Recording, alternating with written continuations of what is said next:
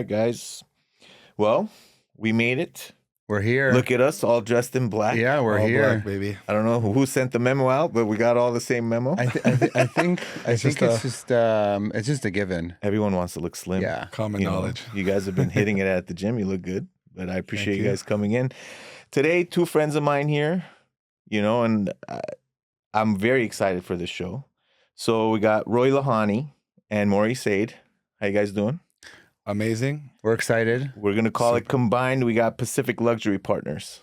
That's We are correct. here. And you guys are like the premier, builders and in the luxury world from what I hear. And I've seen product and it's amazing. And, we met at the gym and we hit it off and I was glad to meet you guys and know what you guys do. And I immediately thought like, I got to get these two guys on and have a good conversation and, get to know you guys a little bit more. So I'm glad you guys are here, man. No, we're Likewise. excited. How you guys feel? Stoked. Very Yeah? stoked. Yeah. Lakers won today, so we're all in the There good you mood. go. Thank God. Roy's happy. We got the good news. Roy's happy. So that's great news. Let me give you guys a little intro so you guys, so everybody could know who you are. Lhanie, licensed realtor since 2008, driving force behind the top producing team at Equity Union Real Estate, which we'll talk about a little bit. You got deep roots in the Valley, 600 million in closed transactions, impressive. And you lead a team of 5 agents, primarily working out of Encino and Sherman Oaks, specializing in the San Fernando Valley and West Side. Bachelor's in communication studies with an emphasis in advertising from Cal State Northridge, my alma mater. Oh, nice. Oh, nice. And married with 2 children, just like me. Yes, sir. And we got Morry Sade, seasoned general contractor with a seasoned decade of experience in buying, selling, remodeling. 2007, you joined a leading low voltage construction company working on multi-million-dollar homes. The next year, you became a licensed real estate agent and worked with one of the largest real estate development firms in the region and became senior project manager overseeing the development and remodeling of more than 1,000 properties. Ambitious. Wow. A lot of work. And also married with 2 children. So welcome, guys. Thank you. I hope that was a good intro for That you was guys. great. Did I miss anything? No. Avid gym goers. These are my boys Professional that I've met bodybuilders. at the gym. And- Natural bodybuilders. That's right. And you guys are looking good and progressing. So I appreciate you guys being here, man. Thank you. So Trying our best. if we seem low energy, it's because we're currently on our cut. That's right. I know your cut's We're not shredding. You've told me that your cut's been taking away all your energy. Yeah. It's okay. We like to eat. It's For temporary. It's temporary.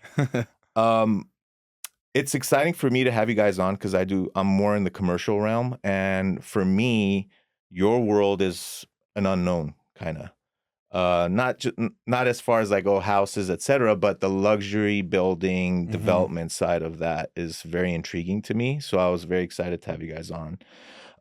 So I guess my first question would be, how did you two get together and meet each other and get into the business together or decide to become partners? Roy. I guess I'll take it. Let's do it. Well, we're best friends since I want to say 6, 7 years old, maybe. Around that. We Wow. started playing recreational basketball together. My dad was the coach for most of the seasons. Morry played there. We became really good friends, and we've kind of just been in each other's lives since then, off and on.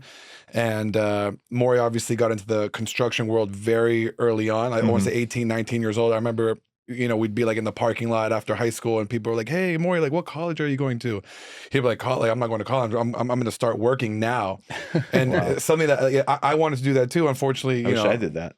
yeah. So I knew what I wanted. yeah. So yeah, and then we kind of went our separate ways. He went into construction. Obviously, I started in real estate. I went in very heavy into REO sales. But obviously, we're still friends, kept in touch. And, to kind of cut to the chase, we, at some point, he had a lot of success in his career.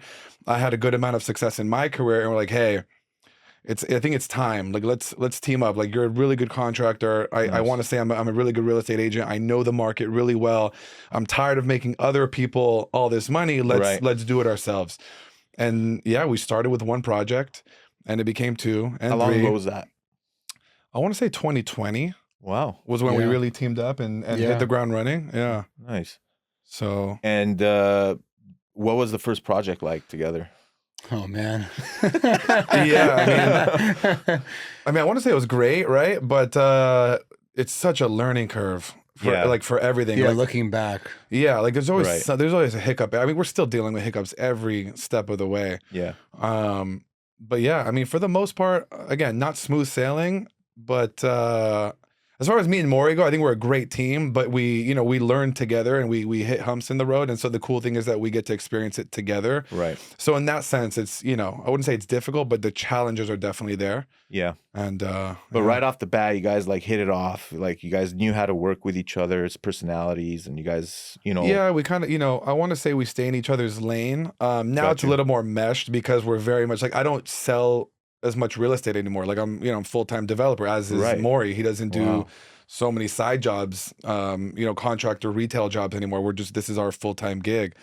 So, a lot of it overlaps, but I think I know my boundaries. He knows his. When it comes to construction, I'm always, I need to run it by him. He's the head construction guy. And I know when it comes to the real estate sales and purchasing, I know that he probably wouldn't feel comfortable making a decision without me as well. So it's kind of, we know each other's roles. It's a good check and balance where like you have your, which is amazing, especially in your world. And I think like the fact that you guys like mesh together straight off the bat is amazing. A lot of partners don't, and it ends there. How many projects have you guys done together? Wow, together, if you have to think about it, that's great. At least 50. I was gonna say north of 50, probably. That's amazing. Yeah. And all in the luxury realm. Or Not- have you guys? not Did you guys? everything. When you No. guys first started, was it luxury or was No. that your first project? Like, let's just start with, or did you not Yeah. even know that world yet? No, it was always like flips, like buying, fixing, selling, but it wasn't necessarily like high-end luxury. Not Some of high-end it luxury. was, in like C plus neighborhoods. It wasn't, insane new construction properties in A plus neighborhoods. So yeah, That's how you got the wheels turning. Yeah, and then yeah. from there you got into I think he had experience selling the real estate. Doesn't matter the caliber of home. right. He's obviously had some high sales, and then in construction, you're able you touch lower end properties, but you also touch higher end properties, and then you realize you're able to kind of like push your craft on the nicer stuff. Right. And now that's your niche, right? Or have you guys gone back to any lower end properties, or you're full luxury right now building? I would say 80%. We 80%. like the small. We love where we came from. We love the small stuff. Yeah. I don't think we'll ever give that up. Like if we get a good deal, we'll jump on it. Whether it's make a certain small amount of money, like it's our roots. Like that's just what we know. Is that because it turns quicker, or it's just easier? Quick turnaround, Quicker less turn. risk. Yeah. And the majority of these projects that you guys are working on, let's say now or in the last couple of years, where are they primarily based? Like what areas are you guys targeting? San Fernando Valley. San Fernando Valley. And you guys are both born and raised San Fernando Valley. Mhm. Yep. Nice. So that's your stomping ground. Yeah. Yeah. So now that you're kind of, what made you guys go into the luxury spec ground up stuff? Like, because that's a little different from, The just fix and flip. fix and flip, right? That's a whole other animal. So what got you guys going there, and how was that initial endeavor? I think it was just the next step. It's Yeah. like, okay, we gotta You gotta level look. up. Yeah. Right. And then we had an opportunity. I'll never forget this conversation. It was an agent brought us a deal, and he's like, "Hey, like it's a big piece of land," and Morry and I look at each other like, "Okay, we could do this, we could do that." We're like, "This is it. Like, this is our opportunity to actually do new construction." Like the numbers made sense, and Morry's like, "Hey, like I've built new construction before. I've done ADUs. Like it's the same. It's just on a bigger scale." I'm like, "All right, let's do it," and we did it. So. Wow. Yeah. And then from there, it was like, all right, another one and another one. I think we also realized that our team around us was Mhm. getting better and better and more honed in. And at that point, we realized that, yeah, we can do it. Let's talk a little bit about that. At first, it was just you guys, and you're kind of outsourcing a bunch of stuff, I'm guessing, right? Like, let's find a designer, let's find an architect. Is that still the case, or have you guys created your team now, and you have design, you have architectural already factored in, where each project you're using the same group, or is that still something that you guys, kind of look outside for different people on different projects? Our designer actually has come with us from the previous company that I was working with. Okay. She's actually grown with us as we've grown. She's grown with us. Okay. She's been with us since the beginning. We would hire her on our smaller projects Mhm. from the get-go, and we both valued what she brought to the table and how we think it, creates a different product than what's out there. And then with that being said, we got with the architect, Mhm. and we've just kept the same architect, and all of us just kind of keep growing together. That's great. And the construction management is solely in-house. Like you guys handle all the construction management of the projects, or do you guys also rely on, third-party project managers and things like that, or is that all done In-house. In-house, we, me and Roy, and then now we've promoted our foreman, who's been with me at the previous company for 10 years. Wow. And then he's been with us for about 5 years. And he's now a full-time project manager for us as well. That's awesome. Let's talk a little bit about the builds. And I've seen some of your builds and they're amazing. And, I'll pop some up on the screen so people could see, or we'll provide a link so for people to kind of check out your website and see some of the builds. But what are like some of the must-have features right now that you guys are doing in some of your builds? We're incorporating a new one, which we'll find out if it's a must-have. It's basically a wellness center. We think that is what people are looking for, is personal therapy. So like the cold plunge, the sauna, the jacuzzi, the tranquility, the zen, the garden. Wow.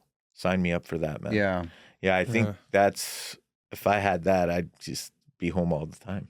Yeah, exactly. That's the whole idea, is to just create like a little resort where you don't really have to leave. Goal. Have you guys done that yet, or then this new build is what's incorporating that? I'm sure you guys have put snippets of stuff in different snippets. builds. I want to say, like this new one, you're like full on incorporating it in. Yeah, we've definitely honed in on this one. Sauna, cold plunge. How do you guys decide on like the floor plans and design and look of the house? Like, is that based on, do you guys look at the neighborhoods or that you're building in, or is it like we have our vision for this land and we have a style and we're going to build that way? How does that work usually? Well, we have kind of a defined style. Like if someone sees our houses, like you could just tell it's our house. Okay. It has like a certain flavor to it. But as far as floor plan, not necessarily. Like we take the risk kind of. We're like, okay, it's like trial and error. Right. So if we build a house, we put it on the market, if Morry and I hear a lot of feedback like, hey, I don't like the walk-in closet here, or I don't like the kitchen position like this, we'll take that feedback and apply it to the next build. For instance, the last build we did, we put a fridge in the pantry. And we built a beautiful house. Like a second fridge? A secondary fridge. Okay. The amount of feedback and people that loved it was insane. Like everyone that walked in there loved the fridge. Like you forget the $20,000 countertops. Like everyone's like, oh my God, the fridge. Yeah. So like now that eliminates the garage fridge. Yeah, who would have thought the fridge would have been the hit? Yeah. So that's something we would incorporate because people like those small details. Yeah. So you guys take notes of that, and like, if nobody liked the layout of this, you kind of take note on the next build. So that's interesting.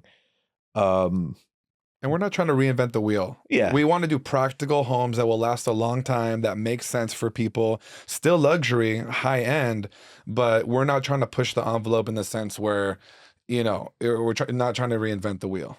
What's the price points that your builds are selling at, or what price do you build to sell at usually? Like just the range. 3 to 5 million. 3 to 5. Yeah. We don't like to go over 5. Got it. At that point, you get into expensive territory. Again, unless you're like on the west side, like Brentwood, Right. Palisades, Santa Monica, those are very higher end areas. But when you're in the valley and other areas of LA, your 3 to 5 is probably our comfort zone. And let's talk a little bit about prospecting and things like that. And if it's trade secrets and things like that, I get it, but just overall, like, how do you guys find your lots, and like, is it your team involved in that, or is it just your network of people that you've been dealing with over the last, 5 to 10 years that know, like, oh, if I give this to, to Roy and Morry, like, we're going to get a deal done and they're going to build on it? Like, is that usually how it works, or what do you guys usually do? Do you guys drive yourself? It's a combination of everything, but yeah, Roy, that's Roy's department. Yeah, I mean, that's a great question because people wonder, like I get that question a lot, like, how did you find that deal? The truth is our deal flow comes from our network of agents and people that we've known for because we've both been doing this about 10, 15 years. Yeah. 15 years total, but and then it overlapped at some point. But it's definitely the network of agents. Like I don't think we'd be successful like our second or third year. Like we needed to go through, our careers to meet the people that we did. And that's really, I would say 90% of our deal flow comes from other real estate agents for sure. Similar to our industry too. A lot of people say, well, how'd you find that site or this or that? And it is a bulk of it is networking and keeping in touch and then taking care of the people who feed you, the deal flow. Yeah. And we're easy to work with. So like if you do one deal with us, it's like, wow, that was easy. Let's do it again. So it's like now we're constantly getting those deals. So for us, performing on those transactions is very important. We're not going to open escrow with the intent of like trying to play games or cancel. If we're opening escrow, 99.9% of the time we're going to cancel. We're going to close, not cancel. We're going to close unless for some unforeseen issue. That's amazing. What are like some of the things that, circling back on some of the build requirements, like what are you seeing out there with some of the luxury end user buyers that are like really looking for in these houses right now? Like what stands out to you that like everybody's been looking for this in the luxury world, like when they come and look at a house, and if we don't have it, we're not going to be, on the top of the list of a set. I think right now it's probably privacy. Oh, okay. That's a big one. How private can you get off the bat? Right. Within the neighborhood, like within the neighborhood, within your home and your realm, like how private is it? Yeah. So now we're spending significantly more money on our gate style to make it more private. Okay. More money on our landscaping to get more mature trees. And right off the bat, like no one's going to wait for like, okay, I need to wait 10 years. Yeah, they don't want to wait for these. Yeah, they don't want to wait. So we try to do like an instant hedge. Yeah. And then probably storage. Storage is big. Yeah. Storage is big. Wow. Yeah, a lot of builders don't take that into consideration. They'll build a 5,000 square foot house with like no storage. It just doesn't make sense. Yeah. Yeah. And then big backyard, lot size, obviously. Yeah, I would say the lot size. Yeah, that kind of goes without saying. And then probably more amenities. So like sport court, pickleball court now is trending. So like now that's big. Now that's I saw you guys had one with a soccer field. Am I right? Yeah. That's amazing. Yeah. I think I want that one. Yeah. I mean, that was actually a request of one of the buyers. They bought the house off market. We were going to do a pickleball court. Oh, okay. He was like, no, don't do anything. I need it for soccer. Okay. So, I mean, we that's something we do also. Like if a buyer comes before, we'll kind of work with them to we had a whole vision there, a sunken fire pit, and they came in. They said, no, they had a vision for themselves. So at what point are you guys putting the spec house on the market? Or are you doing like whispers, like through your brokerage, like just saying, okay, this is going to hit the market to some of the buyer pool, just to kind of say, all right. And then maybe a buyer comes forward and kind of adds little things here and there. Has that ever happened? Yeah. I mean, it comes from everywhere. Yeah. The whispers, like you say, like other brokers, they kind of talk about it. And I mean, the last like 3-4 houses ago, someone just drove by, saw the sign. While you're building. And we don't typically like doing that. We want to, the nature of spec is like, hey, let us do what we do. Right. And let us provide the product. So when people start putting their touch, you're like, okay, fine. I mean, they're buying it. What could we say? Yeah. But in this market, we can't be picky. That's so true. we're willing to do whatever it takes. Yeah. Quick question on the construction side. Let's say over the past maybe couple years, what kind of challenges have you guys hit in that construction side? I'm sure cost is one of them, but has there been anything else, like as far as some major challenges with the cities or things like that you guys want to maybe bring up? I think the biggest issue the last few years during COVID especially was probably finding labor. Oh, okay. That was extremely challenging because how busy the industry was. So finding good labor. Right. Qualified labor. And then obviously the materials just keep every month you just get letters saying, hey, it's going to go up 10%. Order now. Hey, it's going to go up 10%. Order now. Yeah. And then inspectors. And city. Morry can talk for hours about that. The city's tough. Definitely a hurdle that you have to overcome. What's a timeline looking like from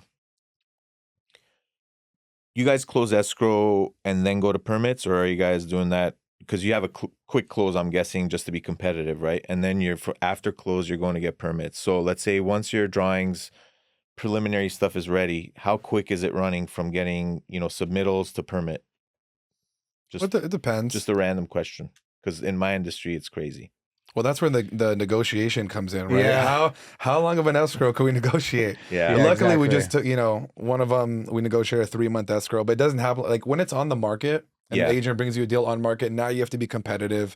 So now you got to close in 21 days or less. Okay. Mhm. That's hard because now you're closing and then you have to get a loan if you're obtaining a loan, Right. which we do.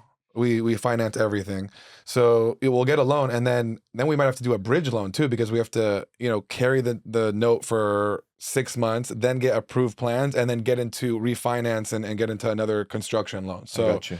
that's if it's a quick close. We typically, if we have an off-market deal, we'll try to negotiate a longer escrow and then we'll just go straight into the construction loan, which is what we just closed on one 3 days ago. Nice. And that's what we did. We negotiated a 6-month escrow and plans have been cool. already submitted. I don't know, maybe another 2 months, maybe. Yeah. Was that raw land or was that? It was a house. Okay, so is there people living? So that's why it They helps live the there. situation. Exactly. I got you. So you could stay for 6 months while we do this, Yeah. etc., and then Mhm. we'll close and move forward. Those are That's rare. smart. It's Yeah, rare. those are rare. I'm It's sure. rare. Those are fun, but those Yeah. are rare. Yeah. So let's say once you submit, in the housing world, what does it look like? Ground up build to get a permit. 6 City of LA, months. 6 months. And then once you're building, what's your timeline looking like right now on the builds? It depends on who the inspector is. Yeah. A good inspector, we build pretty fast, probably 8 months Okay, on a Wow. 5,000 plus home, that's not bad. including the land development as well and all Right. the other stuff that goes with it. Right. And then once your build is done, in your price range, based on your experience, how long are the houses sitting on the market until they're kind of sold?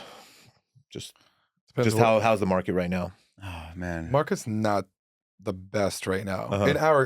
We've been doing this. We've seen almost every cycle. Like Morry got in 08. I got in 08. Right. I don't know why, but I got in 08. There was no. Yeah. I wasn't selling I also anything. question that. Good time. But- if you survived, then if you got in and survived, that means you're in the right business. So Exactly. So Yeah. I think I couldn't get a job. So I was just like, I'm just going to do real estate, whatever. yeah. Yeah. But yeah, I think the market now is very stagnant. Okay. People are, I think there's a lot of sideline buyers. I think people are fearful of the economy, Right. a lot of uncertainty. We're optimistic. I mean, Yeah. we love it. We love the thrill of not knowing. The uncertainty kind of like is what keeps us going. Yeah. So right now it's tough for sure, but we're not going to stop. Like Yeah. we'll never stop. I mean, hopefully not. No, you shouldn't. I've seen the product, and I mean, I think the market always corrects itself, and the buyers will come, and they still come now. So, if buyers are coming now, they're going to come even more once it's a good time. So, Right. And you can't, let's say the market gets better. You don't want to be that guy or that builder that's like, oh, the market's better now. Now I'm going to jump in. Right. You want to be in it already. So you're the beneficiary of that, uptick. Yeah. You got to take the highs with the lows. Yeah. Yeah, exactly. If it was, always good, then there would be everybody would be in would it. do it. And if it was always easy, everybody would do it. Exactly. Same thing in our world. So that's interesting. I love that. Do you guys remember like what your most challenging project was? Like just to have a story. I'm sure there's like one that just like sticks in your head, and you're like, man, this one was the one. And it could have been an earlier, I'm project. going to venture to say Greenleaf. It just Yeah. sticks out. Yeah. I think we just hit roadblocks at every stage. So From the give me beginning. like a story of what happened with that one. Like, what was one of the major hiccups there? The city was extremely challenging. We fell on a inspector who was, by the book, don't deviate from the plans. And obviously, look, it's hard. You have a set of plans. You deviate a little bit in the field. Right. The conditions in the field determine differently what you're going to do. Right. And everything was just an issue. We had to adjust wall framing, double walls, and electrical. you name it, plumbing, things that we've never had to do before. And then we had to have a different type of pool. Our backyard setup was a little bit different. And then the front, it just was challenging. We had, in order to achieve a certain square footage to exit at a certain price, we had to take advantage of doing a connected ADU to the house and then take out the wall later that separates the two units, make it all one, which is all planned ahead of time. Right. But still, it's extremely hard. You're building two separate units and everything has to be separated. Water heaters, Wow. Utilities, addresses. And you guys hadn't run into anything like that prior? Never. And so it was a huge learning curve for us. Yeah. Yeah, I think in our world, it's very similar. Our delays are way longer than your delays, unfortunately. I'm sure. But it does come into play where who you really land with. Right. Also.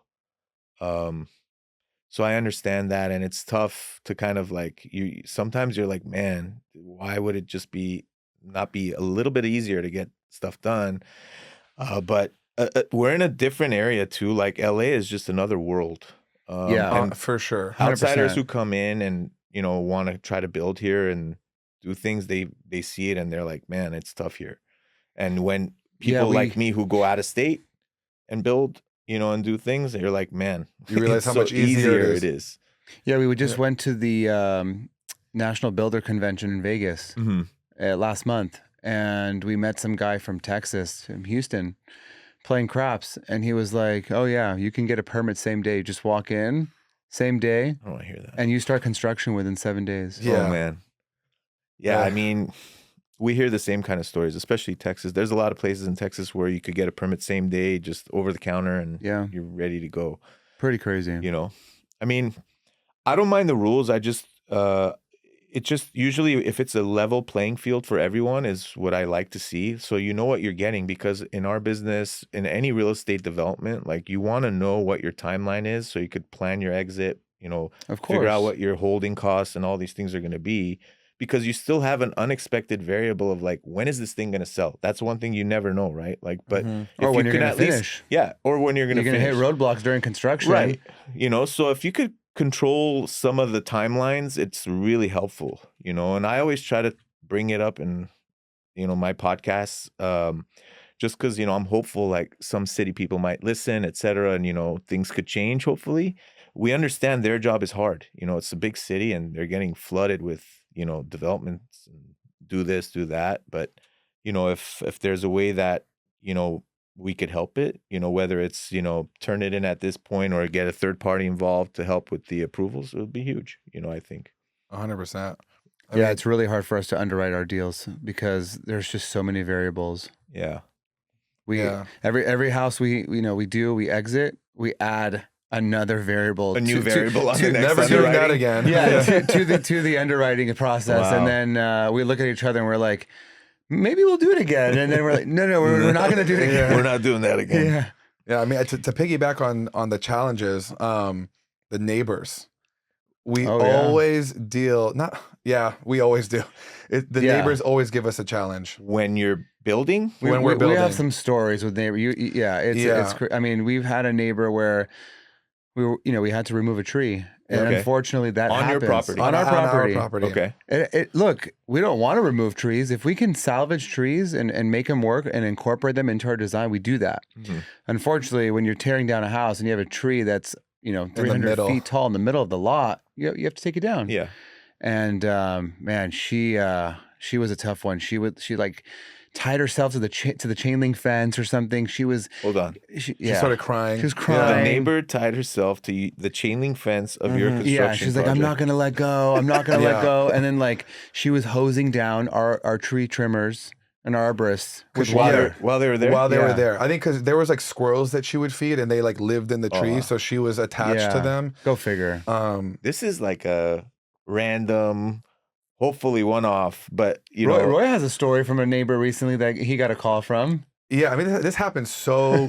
Really? I'm sure whatever residential developers are listening to this will totally relate to this, because it's just it's just way more common than people think. But again, this happened a week ago, so it's fresh in our minds. But the guy calls me. He's like, hey, I need you to consider replacing the 1970s stone that you guys put on. Mind you, I mean, this is a design the front of feature the house in the or front of the house.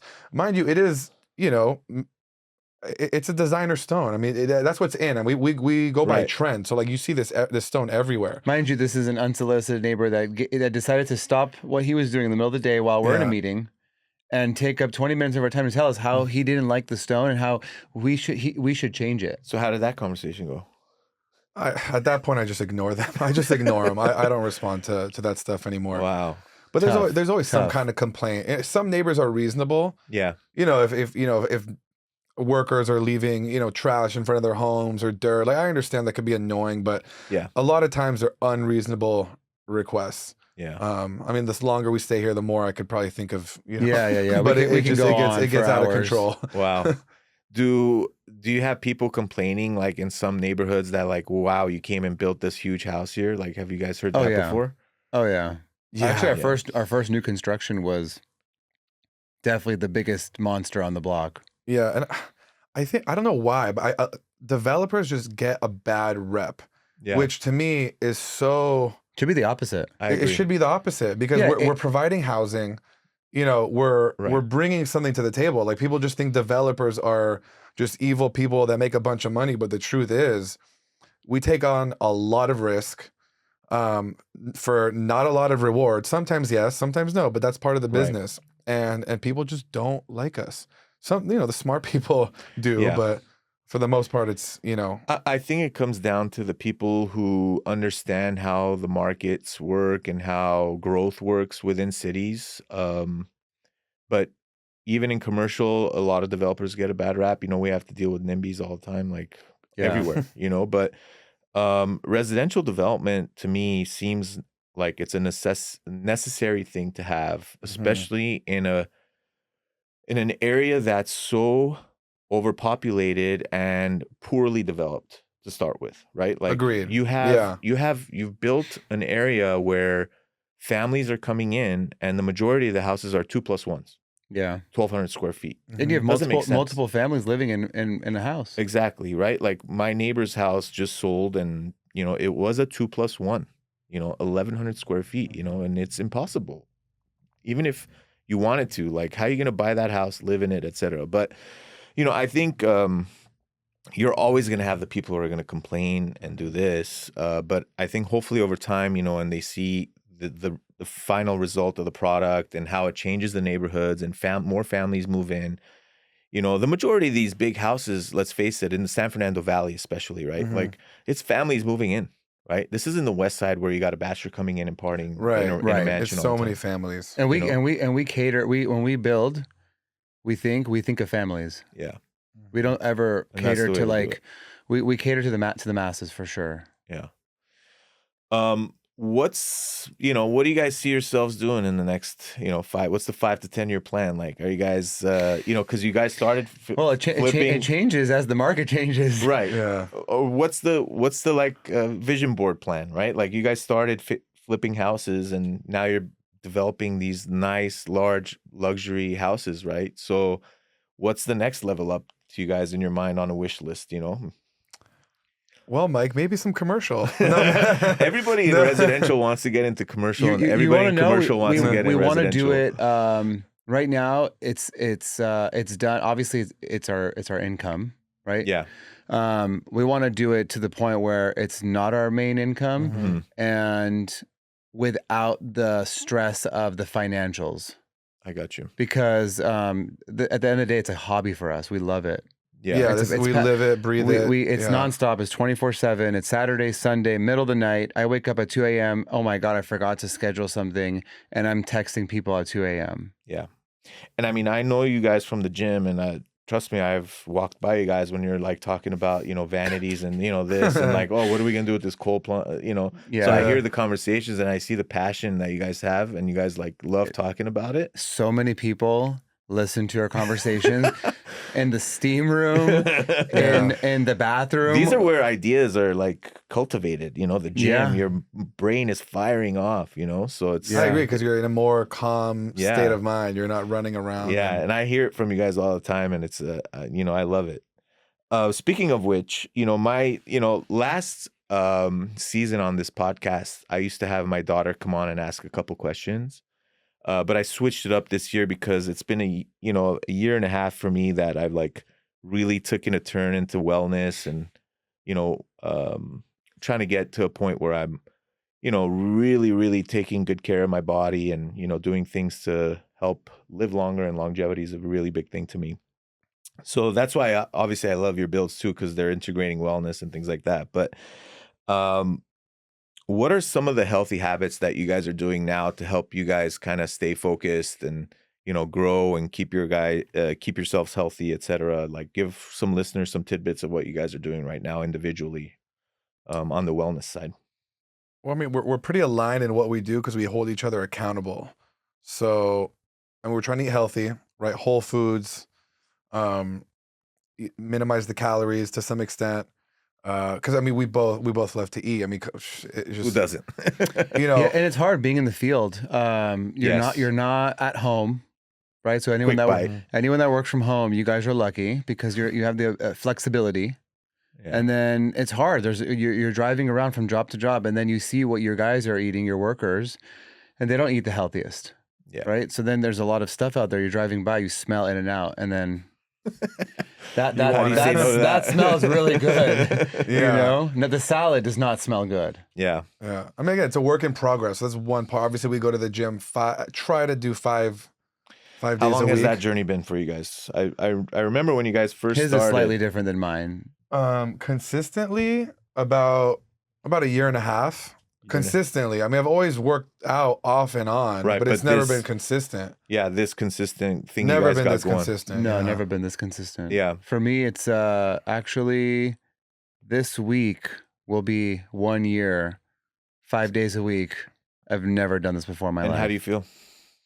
I've never felt better. Yeah. Yeah, I've never felt better. So should we give a shout out to Woodland Hills Equinox or what? Shout out to Woodland Hills Equinox, but Yeah. they need to improve their equipment. Yeah, they know that. They do, right? Yeah. We have to upgrade a little bit. Yeah, they know that. I mean, we'll try different Equinoxes because we just started a new project in Thousand Oaks. Oh, so you guys. So we'll jump into like Westlake, and you'll see different machines. People say Westlake is really nice. Yeah. Yeah. Has I pros and heard cons. the best one is Irvine. So what other habits do you guys doing? Gym, eating healthy. You guys are putting cold plunge and saunas in these houses. You guys do any of that? We're working on our water intake, which is really hard. Again, I don't know about him, but for me, it's really hard driving, finding a bathroom. So that working on Let's my water circle back intake. to the water intake thing. How much water are you trying to drink? The goal is 4 liters a day, a gallon. Is that what it is? Yeah. Yeah. That's I tough. think a lot of people overthink the water thing. And I have mixed thoughts about it, in my humble opinion. I usually think your body will tell you when you need to drink water. Like, you'll Yeah, be maybe you're thirsty. right because Number one. I don't need to drink. And I have a feeling that too much water also dilutes a lot of the mineral intake that you take in. Mhm. And the balance that you're supposed to have within your body, like your pH balance. So like when people say you gotta drink so much water, I don't know about that. I think your body will naturally tell you like, have a drink of water, you're thirsty. Because you Yeah. also don't account to like the food that you're eating has some water in it. You're getting hydration from there, et cetera, inside. But you should drink water. But I used to be very, kind of obsessed over it too. And just the stress over it also is not, like, oh, I gotta drink more water. And Yeah, then you're yeah. like, oh, I didn't drink enough And it's water. uncomfortable. Yeah, You're it's like not- chugging water. Yeah, it's Yeah, that's the problem, and it's so yeah, I think that it's part of tough. it, I wouldn't just from my experience, from my age, like I used to be obsessed over it, but I'll tell you something that we've been working on. yeah, let's hear it. I'll tell you something we've been working on. If it's out of our control, we don't stress. There you go. Huge. We are trying our best because, for instance, trying to complete a project, we have photos scheduled. We work with one of the best photographers. We have deadlines. You cannot just move him back. Right. You move him back, you're 2 months. Wow. So we have this hard date, and when you have an inspector or someone that's prohibiting you from completing your project, it is really stressful. Yeah. Again, not in our control. We do whatever we can. We go to this inspection. All of a sudden, he throws you a curveball, change a wire that's buried in drywall, plaster, finished materials. Right. How are you going to change That's a it. wire? That's actually the biggest one is the stress because we have families, Mike, you do too, and you know how it is. And I think when you have a family to support and kids to raise, Right. and you want to, raise stand-up kids, we have daughters. Morry has 2 sons. It's a big responsibility. Yeah.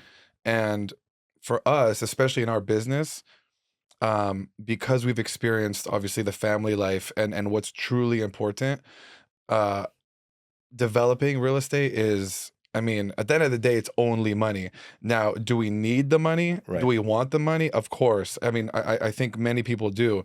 But when you actually realize what's truly important in life, you're not going to stress over work when there's way more important things and other people are dealing with, horrible things. Like, it's just, Yeah. so again, it's a work in progress. We're not perfect at it, but We stress about home sitting, but again, 100%.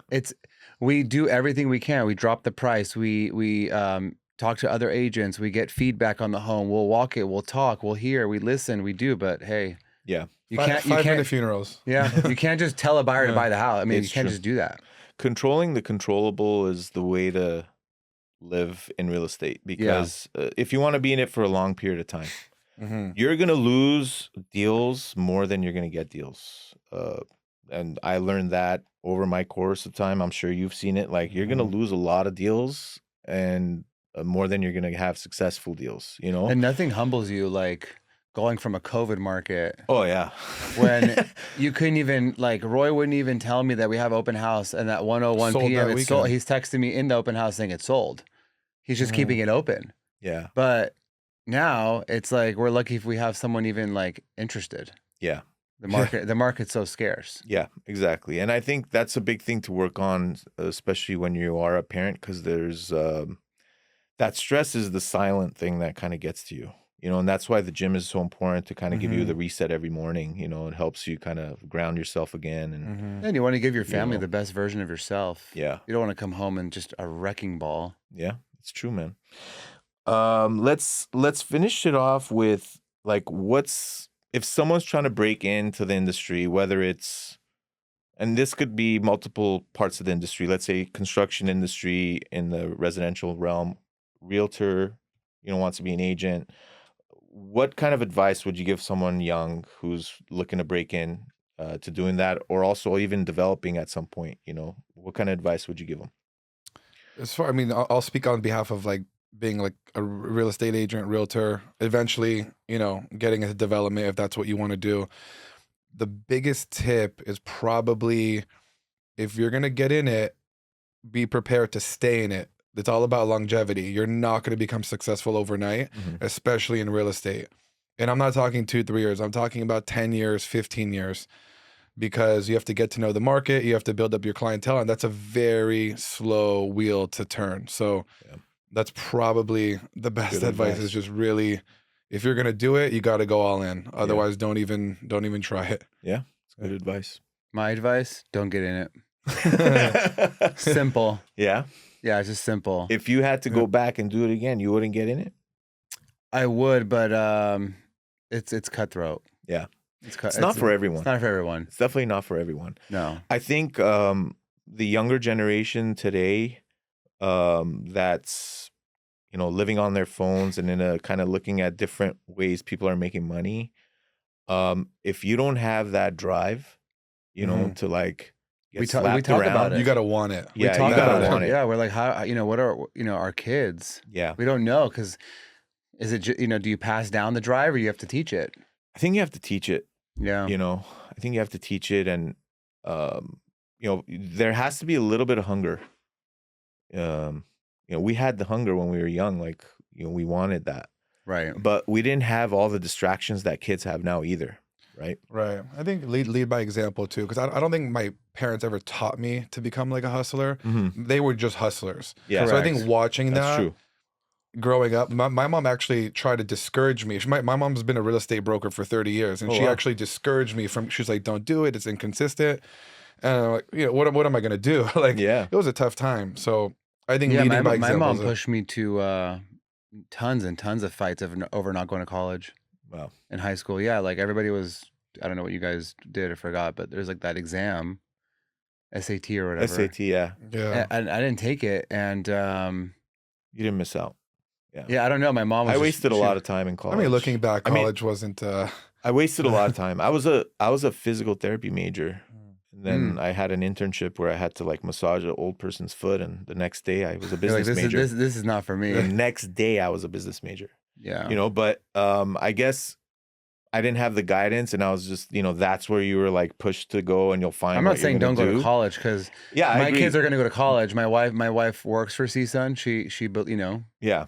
And I think there's Education still is a big lot for of kids that need to go to college, especially in like the profession, like if they want to be doctors, et cetera, lawyers, you know, you got to do it, you know, but there's also another world out there. And, you know, my goal is always to like, you know, yeah, go to college, but at the same time, if I could, you know, hand something down and, you know, that they could kind of work in with me, I would that's my dream. Yeah. Nothing I would force on my daughters, but it would be great for them to like take over what I do, you know, and you know, I'm doing more development stuff now too, so hopefully, you know, they could get into that one day. The one thing that we Mm-hmm. both are trying to do is push our kids in terms of just work ethic. Yeah. Right. So that's keeping them busy, whether that's basketball, soccer, Huge. karate, whatever. But like both of our kids are so active. There's so much extracurricular activities. I think that is big on work ethic too. Yeah, that's huge, man. Team sports, right? Learn how to play. I mean, Yeah. you know, individual things sports are are great. different. Character than building things For that sure. they have to do. I agree. set aside the ego and.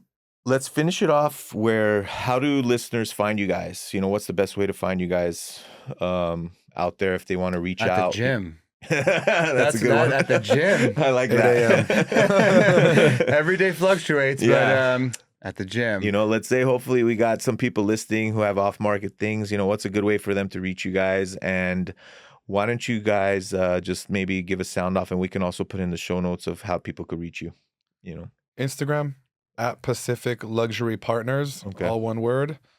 And yeah, we check our DMs. Yeah, we do deals off Instagram all the time. That's probably the most efficient way. Yeah, Instagram for sure. Instagram. Okay, great. A lot of networking on Instagram. We'll put that in the link to that on the show notes. And I want to just finish it off and say I appreciate you guys coming, especially, you know, I know thanks you for guys have having us. families and you guys are busy. So I appreciate you guys being That was on. fun. And I No, hope you guys Thanks for had a having fun us. time. This was fun. Anytime. Let's do it again. All right, guys, let's do it. I appreciate it. Thank you.